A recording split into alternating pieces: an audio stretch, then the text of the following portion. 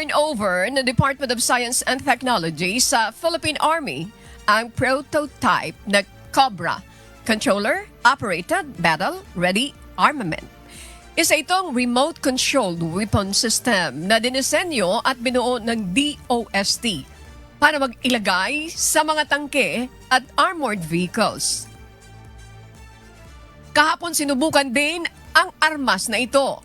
Sa layong mahigit kalahating kilometro sa pool ang target sa sunod-sunod na putok ng 50 caliber machine gun mula naman sa lumang Armored Personnel Carrier o APC.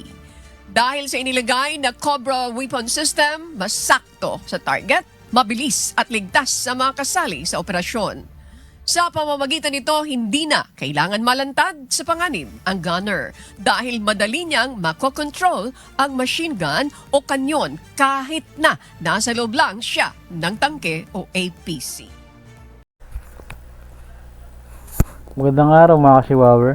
Ating napakinggan at nasaksihan ang sinabi ng balita na tungkol sa makabagong teknolohiya ng Pilipinas na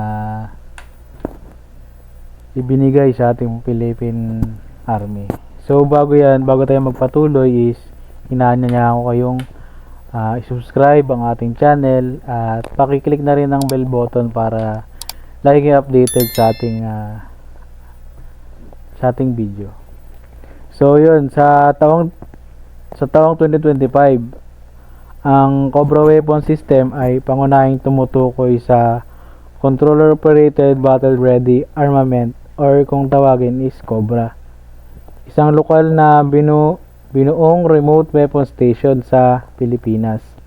Opisyal itong binigay sa Philippine Army ngayong Disyembre 2025 upang gawing moderno ang mga sasakyang pandigma at mapabuti ang kaligtasan ng mga sundalo.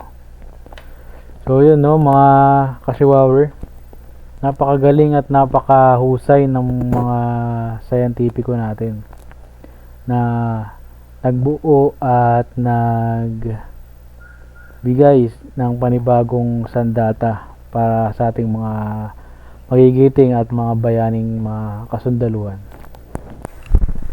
Marcos lang sa kalam, mga ka-Chihuahua. Kasi kung mabibigyan lang ng suporta ang mga Filipino inventors natin, kayang-kaya ng mga Pinoy gumawa ng mga ganitong proyekto upang hindi tayo dependent sa mga foreign supplier.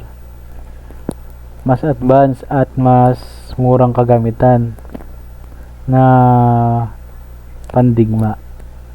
Kung gaya lang ni PBBM ang mga naging presidente, lagi na inuuna ang bansa. Sana malayo at mas advanced na ang military natin, ang mga kasundaluhan natin. Lahat ng ginagamit nila, lahat ng sasakyang pandigma nila. Marcos lang talaga ang tunay na nagmamahal sa ating bansa eh. Napapansin natin yung mga kababayan, mga ka-Chihuahua. Dahil sa mga nakaraan nating mga presidente is talagang malayong malayo ang kaugalian. Marami nga nagsasabi na mahal nila ang Pilipinas pero pag nakaupo na, pagpapayaman ang inaatupag na gawin nila. Imbis na tulungan tayong mga kapwa Pilipino ang kanyang bansa, mas inuuna pa niya na yumaman at nakaawi ng pinaghirapan nating mga Pilipino.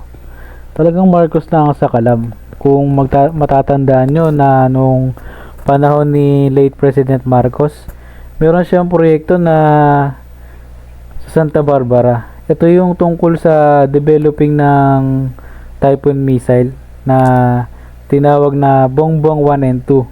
Dito makikita mo kung sino talaga ang presidente na inuuna ang future ng bansa at ng mga kababayan niya. Iba talaga magtrabaho ang mga Marcos. Talagang hindi nila binibigo ang bayan nila. Ang kanilang mga sumusuporta at tunay na naniniwala sa kanila. Kaya panoorin natin ang proyekto ni dating President Marcos Sr. sa Santa Barbara. Did you know the Philippines once tried to build its own missile system? Back in the 1970s, under President Ferdinand Marcos, the country launched Project Santa Barbara, a top-secret military research project to develop locally made missiles. And yes, one of the prototypes was even nicknamed the Bongbong rocket after Marcos Jr., who was still a teenager at the time. The project aimed to protect Philippine territory without relying too much on foreign powers. Engineers and scientists, mostly Filipinos, worked on launching test missiles from a site in Caballo Island, near Corregidor. The rockets were real. Reports say one reached 50 kilometers in range, almost like a small-scale Patriot missile.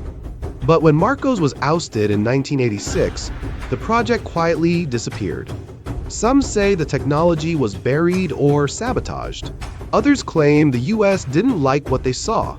Today, Project Santa Barbara remains one of the most mysterious military experiments in Southeast Asia. Was it real Pinoy genius? Or just Cold War propaganda? Either way, it proved one thing. Filipinos once built missiles and named one after Bongbong.